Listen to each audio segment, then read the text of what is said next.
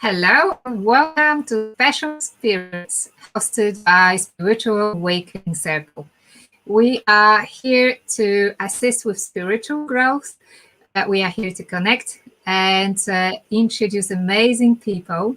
Every week I interview my guests. Today we have a special guest, Samantha Jane Littlejohns, who's joining us all the way from Scotland. Hi, Samantha.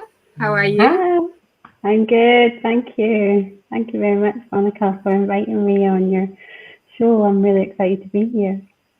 I am super excited to speak to you. You've got an incredible story, and we are here to actually share those incredible stories of overcoming challenges, visible and invisible, as different abilities rather than disabilities, and motivate, inspire people, and that's what we are definitely going to do with you. Samantha, just as a brief introduction, Samantha is a coach and a mindfulness teacher. She is also an Anxiety UK registered therapist, an author, and a creator of the Habits of Happiness program. And I believe she also runs a podcast, Everyday Inspirational. So I'll ask Samantha Jane about all those various activities she's doing. But I would love to start from the beginning of your journey, from pain, turning your pain to your superpower. Something which I believe that... Oopsie, I'm so sorry, we've got a... That's okay. Coming into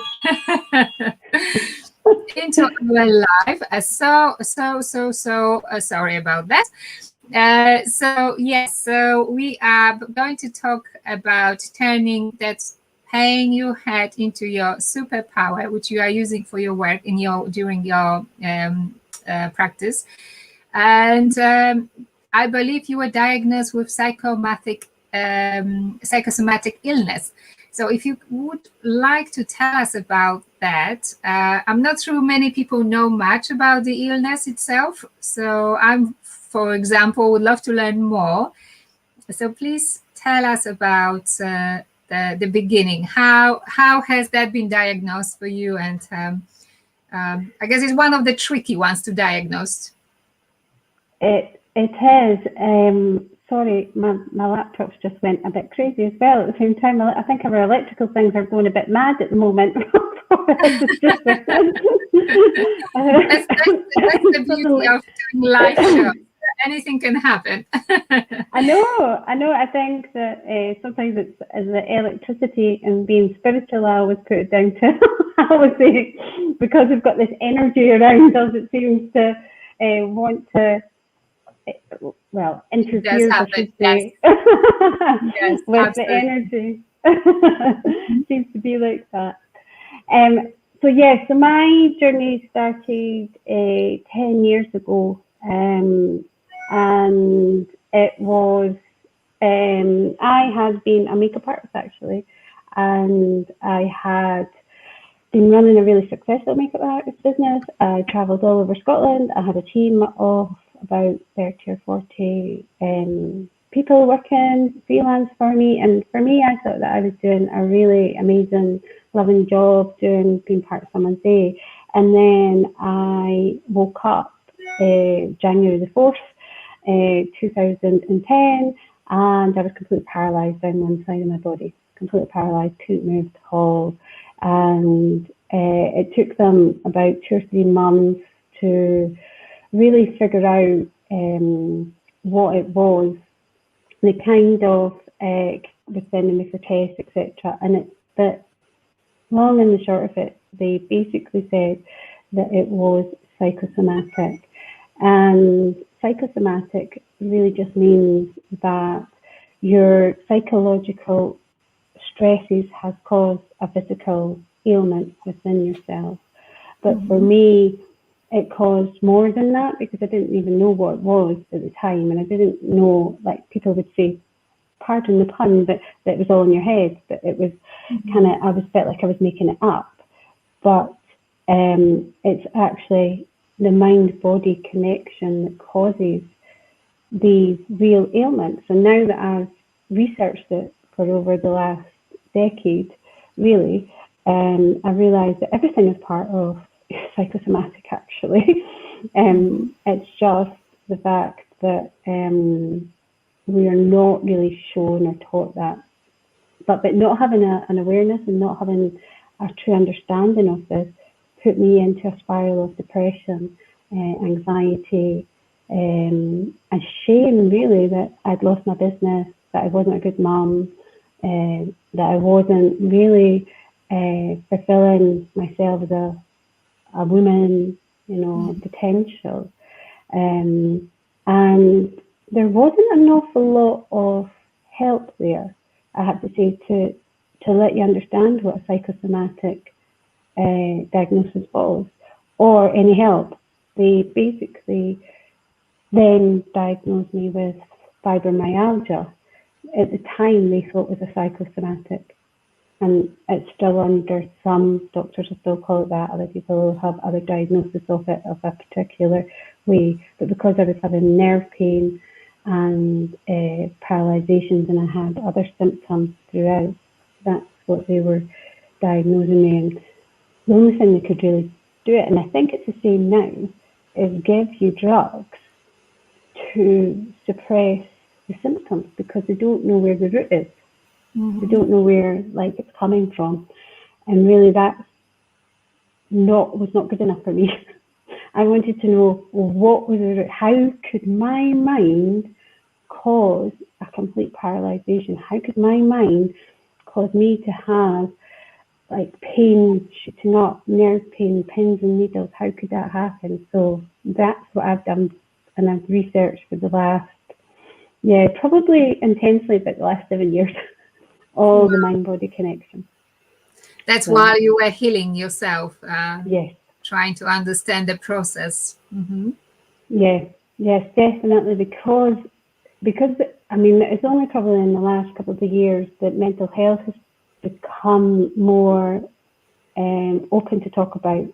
Yes. And really, what I realised is, when you're suppressing emotions, when you're suppressing mental thoughts, it actually causes a cycle, which I didn't know at the time. So, and you're searching for answers, and that causes a cycle because you don't know what's happening. So it causes this loop for you to feel anxious.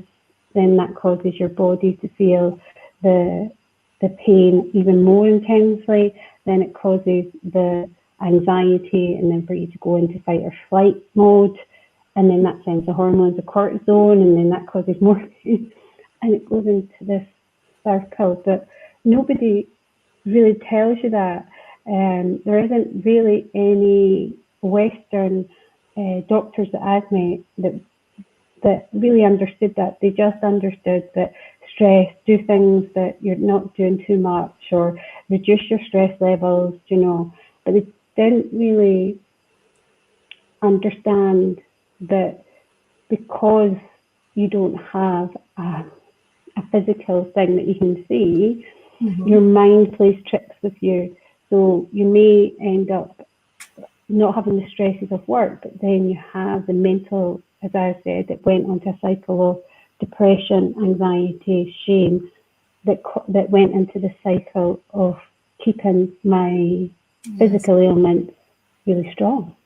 Yes, I can see it completely. As you said, it's a cycle, and as far as we are concerned here on the spiritual awakening circle, we look at mind, body, and spirit together, and not in isolation. And I think that's what you've arrived to. That's the conclusion you've arrived to look at the whole holistic solution to your illness, to your problem, and helping others. But it must have been really difficult. I really feel for you, especially as mothers, women. We tend to take additional pressure on ourselves, and I'm generalizing here, but I see it as a quite a regular occurrence that we need to be well to serve others, our families, for that example. So I can see that really being a stressful, additionally stressful situation. Yes. Yeah, I think that was the thing. I think there's two things that happen when you have a psychosomatic, or if you have an undiagnosed, because even if it comes to autoimmune diseases or other things, when they're not like forefront with you, what happens is your mind your energy starts to home in on this, and as you know, where energy, what you're focused on, your energy goes to in the negative. And so you've got the fact that you don't know what it is, so you become fixated on that. And then you have the cultural or your belief systems, and my belief systems were that if I wasn't being providing, just for my family as a mother, and then also as being able to work that I just trained on, then I wasn't being truly like worthy of it, and so that's really what I think.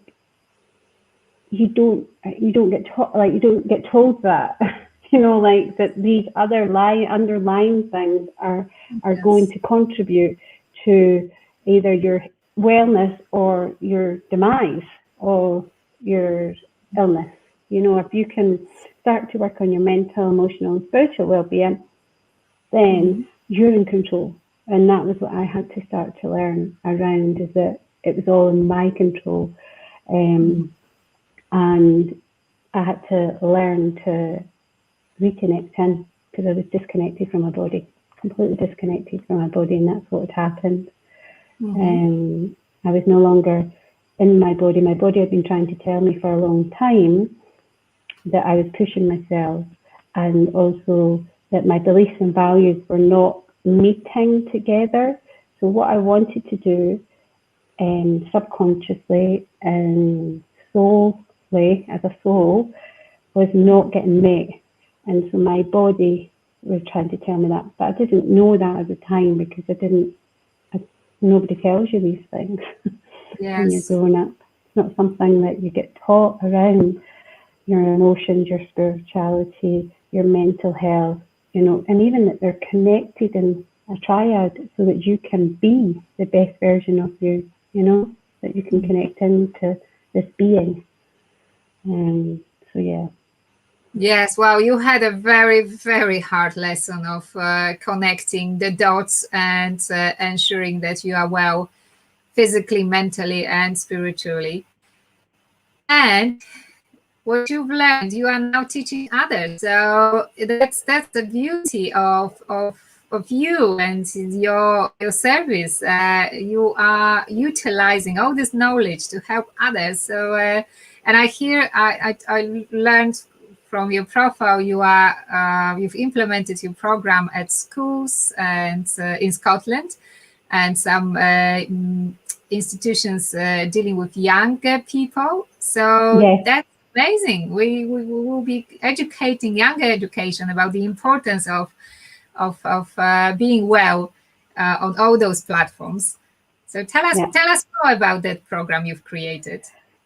So the program that I've created is called The Habits of Happiness. So my company is called The Habits of Happiness Coaching, and the program itself is really a simple morning routine, actually, that I had, that we had created, and it was created through the years of me doing it myself. So everything that I teach, I live and breathe, and it's everything that's changed me into having better physical, mental, emotional, and connection spiritually.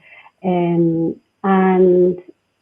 so when I started to see the difference within myself on understanding, managing my emotions, bouncing back, so nowadays the big key word is resilience, but bouncing back after adversity, and also learning more about how to connect in with my own internal happiness, not looking outside myself. That's when my friend, who's Vanessa, who's a school teacher, we developed this together with my years of experience on working with people with anxiety and emotions, and her years of experience working on with schools. And basically it works in understanding the 7 concepts. It's actually 9 concepts that we kind of do, and it's around teaching them around what happiness is, what habits are, and these simple 7 tools that they can do, and they can use it. And it starts off in schools, it's a morning routine to start the day in a positive way, and then in the youth sector they use them to implement them to train the emotional and mental muscle that we don't get shown. So we give them a combination of positive psychology and the science of happiness, mindfulness tools, and there is spirituality in there because they all interconnect in there, because there's a lot of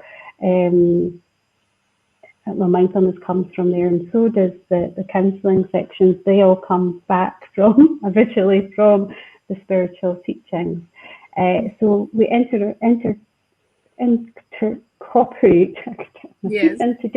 incorporate these different fundamentals into a 7-week course for them to then deliver to the children, for them to help them to build regular emotions, to help them to build better stability with other people, resilience within themselves, and also just being able to become aware of their connection with themselves as well, because you don't get taught any of that.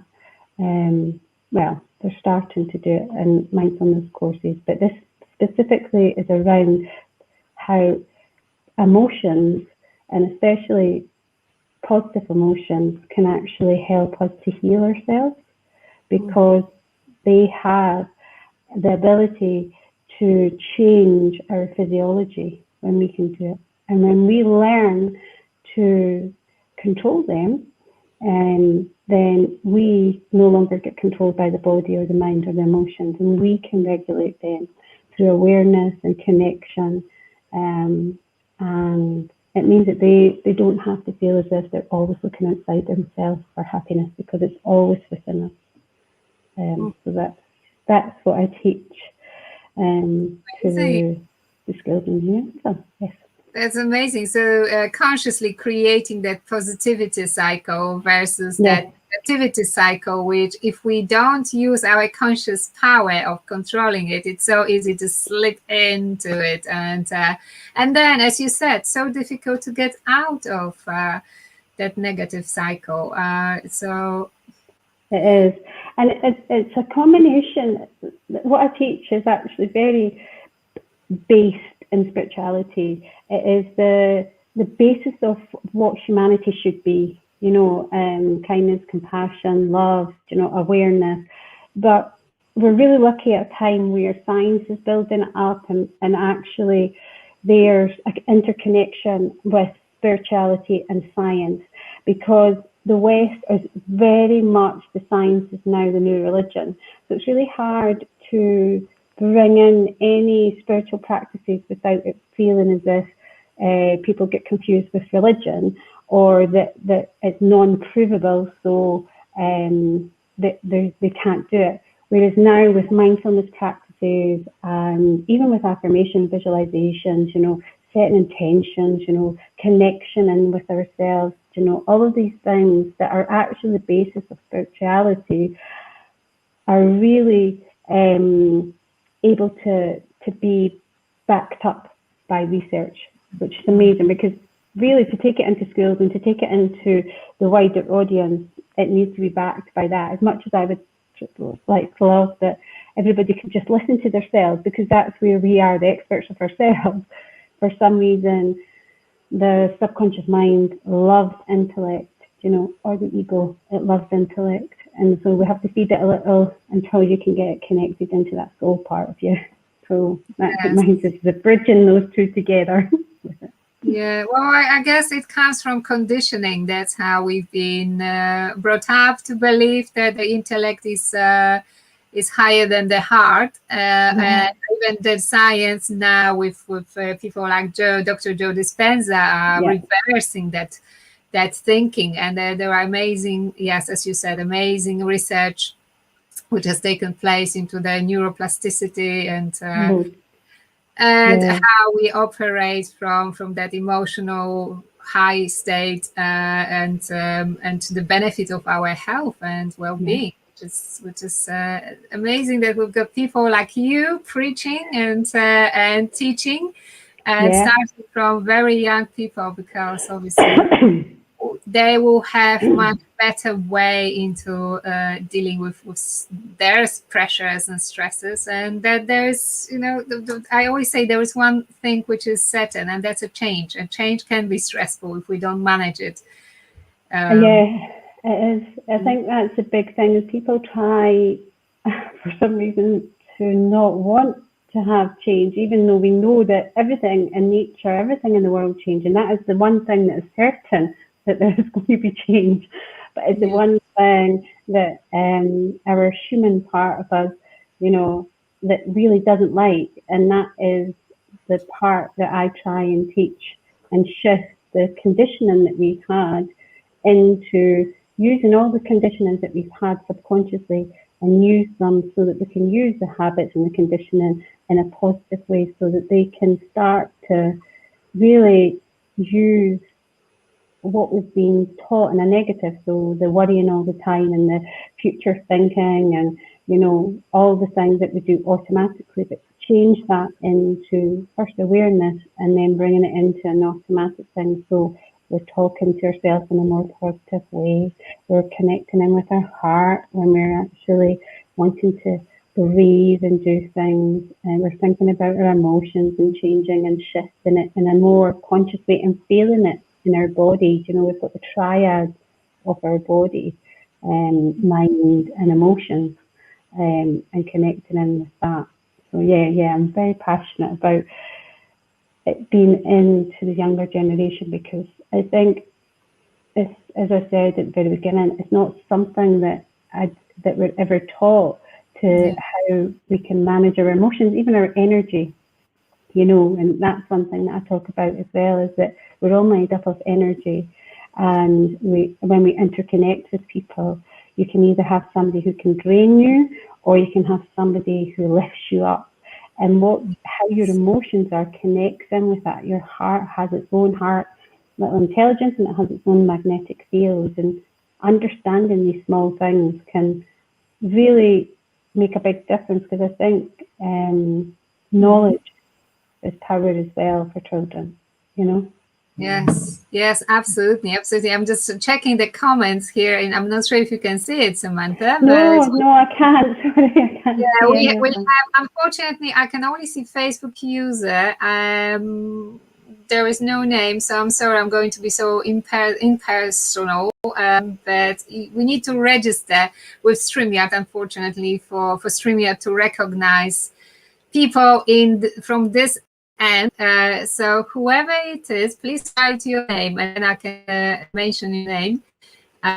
Made few comments here, and all valuable, about continuing to find something to be grateful for every day. I think that being grateful, that gratitude practice is extremely important. I do it myself. That's part of the 7 steps that's in there. So it teaches them a little bit of mindfulness, gratitude, a little bit of goal setting, visualization, and then how you can move your body just even by a smile, being able to change how you are. It's amazing how interconnected we are with our being, and the more that we can connect back in with it, the more we start to really connect into our authenticity. Because I think that's sometimes why we also, I think that's why we have disease, is that we're disconnected with who we truly are a lot of the time. And you don't really get shown that either, at any level. How do you connect in with you? How do you do that? How do you get back in with that that inner child, that small part of you, that part of you that can feed you up when perhaps your parents or your teachers or your peers can't. How can you be that big person within it and connect to something more than yourself as well? So that sense of connection, yes, and it was Andrea. Thank you, Andrea, for confirming your name. Yes, she mentioned as well, connection equals happiness. Absolutely. When we are disconnected, we are suffering. I know it myself, and Samantha, you described it very well. And yes, change is inevitable, and how we manage it is everything. Yes, that really makes a real change, how we manage change. Yes, how we manage it is definitely one of the key points to our happiness. You know, you can either go with a mindset of facing and thinking that I don't want it to change, but you know, or you can go with the ease of acceptance of it as well, which isn't always easy, but to learn it, it's one of the things. And I think that's the thing about it, is that everything is possible if you just believe. You know, it's the belief systems around whether or not, if you don't believe that something is able to change or shift, or you're not able to like heal yourself or become better, then it's really hard, because belief is really everything. That's what I realized in my own journey. I was stuck with a belief that I thought everything was outside myself. As soon as I changed and shifted to I am the onus of everything, I'm responsible for absolutely everything in my life, it shifted. Not any easier, but it shifted. You know, it doesn't mean to say that I've got this lovely, like, suddenly no pain and suddenly no, but it was a shift in the power within myself, because that means that I am the only one that can do something. So it means that I have the power to shift and change and learn and awaken, really. So yeah. Talking of awakening, do you have a favorite spiritual practice? Do you have something which you find really sort of changes your day, and you always fall back onto that practice? So my spiritual practice has just changed it at the moment. So my daily practice is I do my 7 steps, which is like that I teach, because that's the thing that keeps me grounded, and it helps me to connect in with myself, and it's something that I've done now, I would say, consistently for the last 5 years.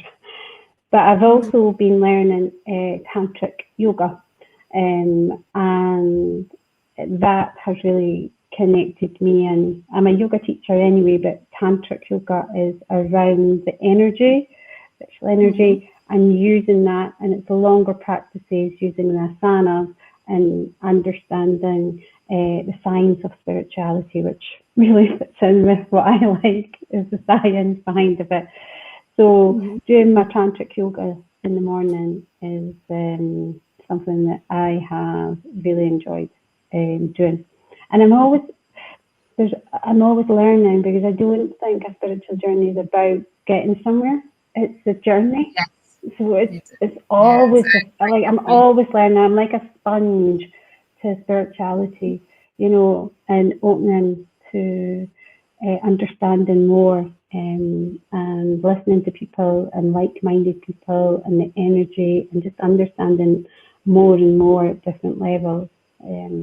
So sorry, I don't have, apart from the habits of happiness, which is like my 7 steps, which encompasses actually everything. So it's like you set your intention, you set your affirmation, you say what you're grateful for, you meditate within yourself, you say a goal for yourself, you visualize it, and then you do the movement within your body that you want to feel, so that you can really create the day you want to do. So you're consciously living every moment that you decide, and start by the morning to run it throughout the day.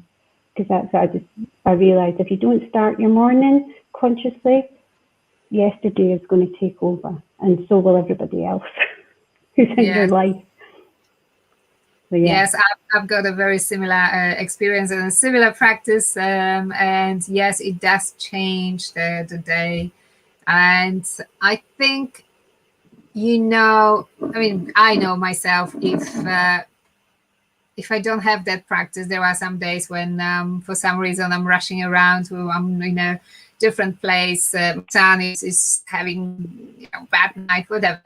And I know immediately that I didn't have my meditation in the morning, or I didn't have, you know, whatever. So yes, it's a good thing to have a practice, like a daily practice. It definitely helps to connect. And thank you so much for sharing that wisdom and sharing your story.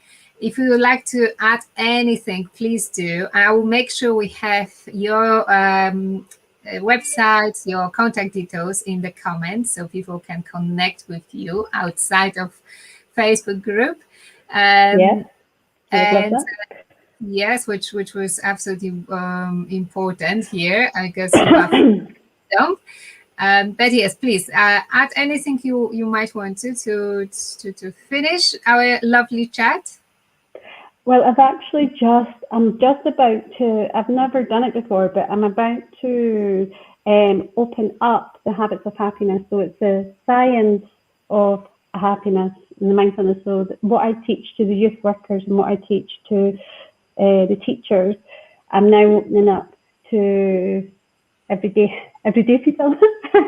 So next month, so that'll be available next month if anybody wants to join. It's a 7-week course, and it teaches you practical tools on how to build habits, like how that's the one thing about practicing, whether it's spiritual, whether it's mental, whether it's around the habits. It's about training the mental, spiritual muscle, and it's around how do we get it so that we're doing it every single day, so that we're not, when we jump out of that plane, that we're not frantically having to make that parachute's already there within it. So that's what my expertise is, to help people to build these small, consistent practices within their lives, so that they've got them all the time. And yeah, you've got that, like as I said about my spirituality, I'm always growing, but you've got this foundation that you do, and it doesn't feel like it feels like it's like brushing your teeth.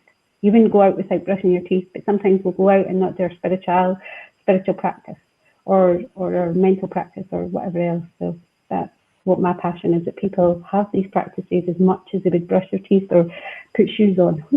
They have this as part of their daily life within them. So that's what I would like to finish on. To say. Brilliant.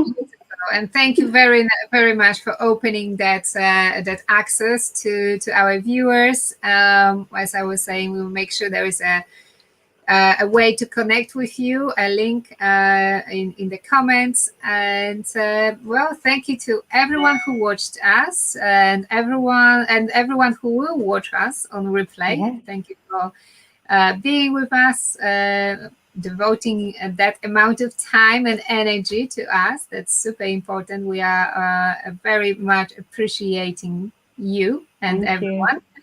And I hope you have many very diligent students Yes. who practice what you teach, because it is very, very important, and it's not complicated. It's about No, that was the one thing that I thought, because complication is the death of all success. So that's why I've made it super, super simple for people. So thank you, and I've loved this, and thank you for having me as a guest. Thank you for being with us, and wants to connect with Samantha, will have an opportunity. There will be a link in the comments. For now, thank you. We'll say bye-bye, and we'll see you next week. Thank you so much, Samantha, for being a wonderful guest. I really appreciate you. Thank you very much. Bye-bye.